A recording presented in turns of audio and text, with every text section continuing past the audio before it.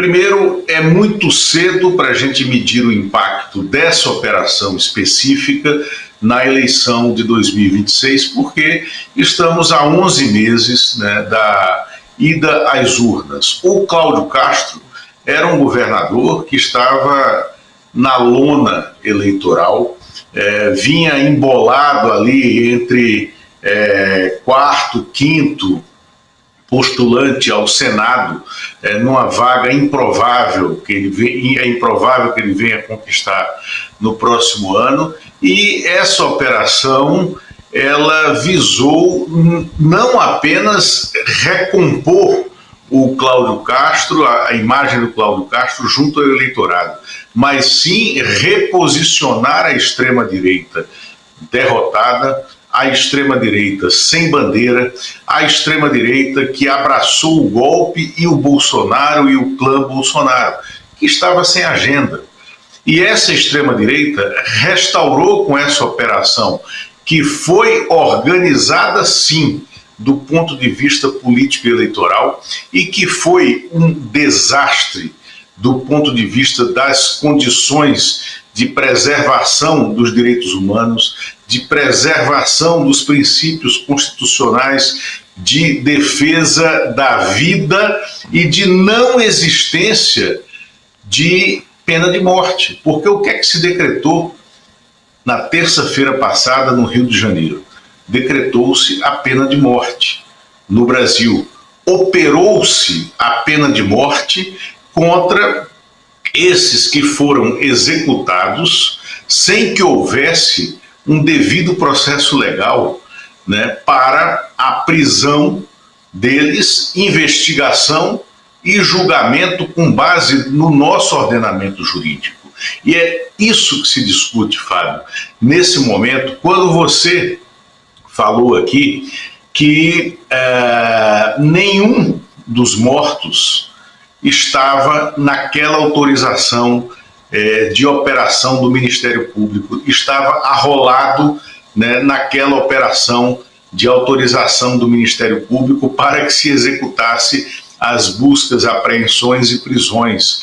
Os que foram mortos não estavam naquele rol de autorizações judiciais para que fossem procurados no morro, na favela, na comunidade e levados perante a justiça. E é em razão disso que o governador Cláudio Castro e o aparato de segurança pública do Rio de Janeiro, inclusive o secretário de Polícia Civil, Felipe Cury, que é muito valente para vir nas entrevistas coletivas, surgir como formulador, né, dessa matança, e como já o pré-candidato da extrema-direita ao governo do Rio de Janeiro, com essa imagem que ele criou de Ferrabras, de alguém que está à frente das milícias, de alguém que está à frente dessas operações violentas. E isso se reflete nessas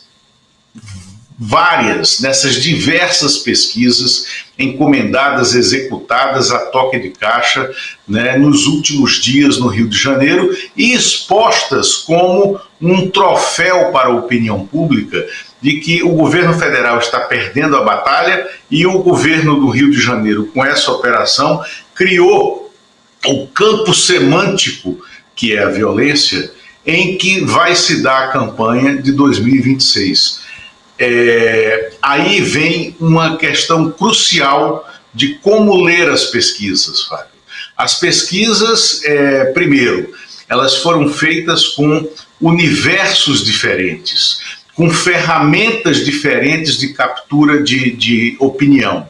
Aquela primeira pesquisa da sexta-feira, acho que é Atlas Intel, ela tem uma forma de captura da opinião, né, que é muito criticável, que é muito frágil, porque é uma busca da opinião por internet, rede social, celular.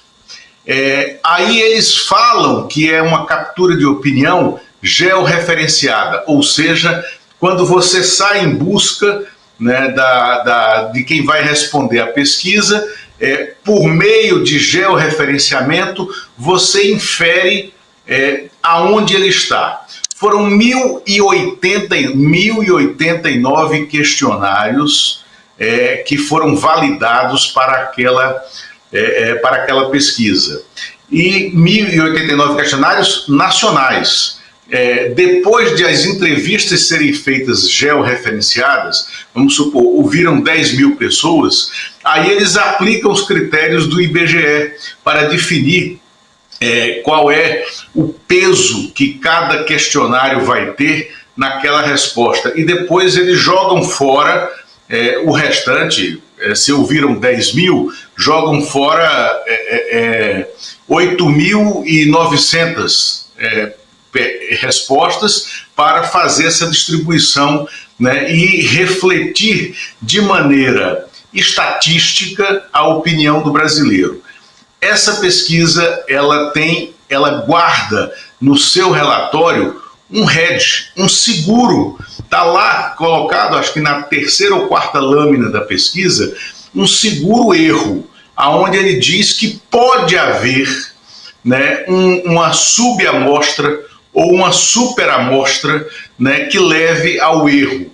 E eu digo para você, essa pesquisa Atlas Intel, ela serviu muito para criar esse ambiente de que a ação policial foi um sucesso no Rio de Janeiro. Isso pautou a chamada mídia tradicional e se refletiu na maneira como vinha sendo coberto. Aí vem o Datafolha, que faz uma pesquisa só no Rio de Janeiro, com questionários presenciais e que mostra um resultado favorável, sim, né, que mostra uma adesão, sim, à ação policial, mas com números bem mais atenuados em relação a essa ação. O que precisamos hoje é de uma pesquisa qualitativa, aquela aonde nós vamos ouvir diretamente a população. Isso é caro, né? Agora é absolutamente necessário,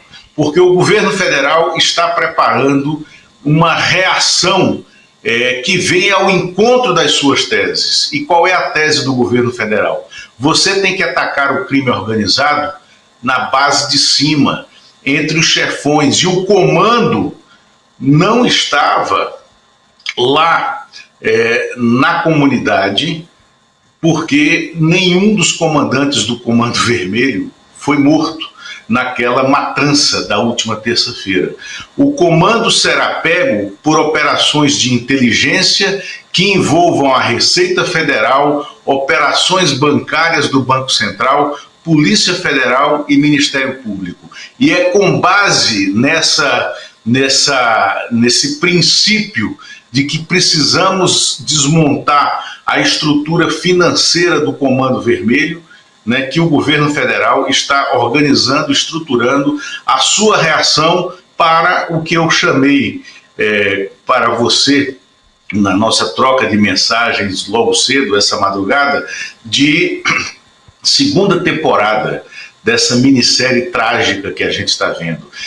A primeira temporada, que se encerrou ontem, né, o governo do Rio venceu, né? Agora, como nós estamos acostumados a perceber, a ver, a constatar nas minisséries, né, do streaming, na segunda temporada sempre tem um plot twist na história, sempre vira. E hoje de manhã o governador Cláudio Castro estará diante do ministro Alexandre de Moraes, como você bem falou aqui, que herdou, né, a relatoria da DPF 635, para prestar contas daquela operação.